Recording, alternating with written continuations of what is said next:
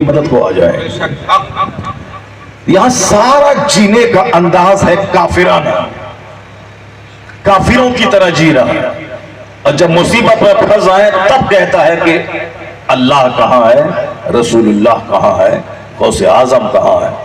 اللہ بے نیاز ہے.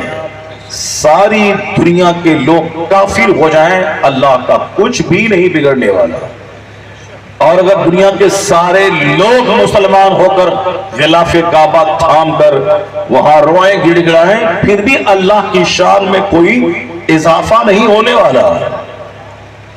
اللہ تمام صفات کمالیہ کا جامع ہے.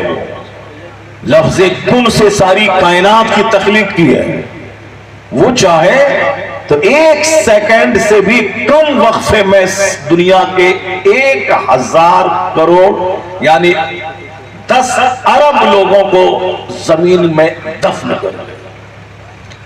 جتنے لوگ دنیا کے ناچ رہے ہیں، کود رہے ہیں، اچھل رہے ہیں کہ اسلام مٹا دینا ہے، قرآن ختم کر دینا ہے، ان سارے نچنیاں کو 1 سیکنڈ میں اللہ زلزلہ بھیج کر زمین میں دفن کر سکتا ہے، اور کرتا بھی ہے. پورا شہر کو اللہ اجاڑ دیتا ہے، سارا شہر زمین میں دفن ہو جاتا ہے.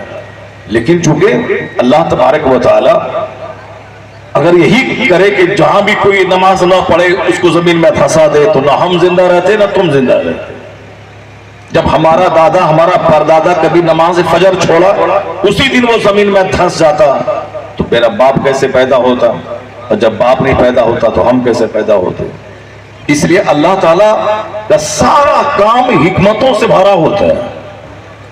جس دن حضور کے سامنے فرشتہ آ کے کہا تھا کہ آپ کو لوگوں نے پتھر برسا کے لہو لہان کر دیا ہے، تو آپ حکم دیں ان دونوں پہاڑوں کو کہ دونوں پہاڑ آپس میں مل جاتے ہیں سارے لوگ پس جائیں گے.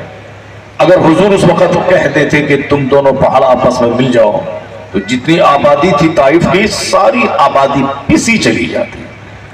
لیکن حضور نے کیا فرمایا، میں ان کو پیسنے نہیں آیا ہوں، میں ان کے لیے ہدایت کی دعا کرنے آیا ہوں.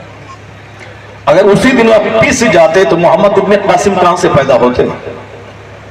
اسی دن اگر وہ لوگ پیس جاتے تو حضرت عبداللہ ابن عباس کا جو مزار آج طائف میں ہے وہ مزار کہاں سے ملتا؟ اتنے بڑے مفسر قرآن کی آرامگاہ کہاں سے ملتی؟ وہاں کے جو لاکھوں لوگ کلمہ پڑھے اب پوری دنیا میں پھیل کے اسلام کی تبلیغ کی وہ کہاں سے آتا؟ تو اس لیے یہ کہنا کہ آج یہ مدرسہ توڑا ہے آج ہی زمین میں دھنس جائے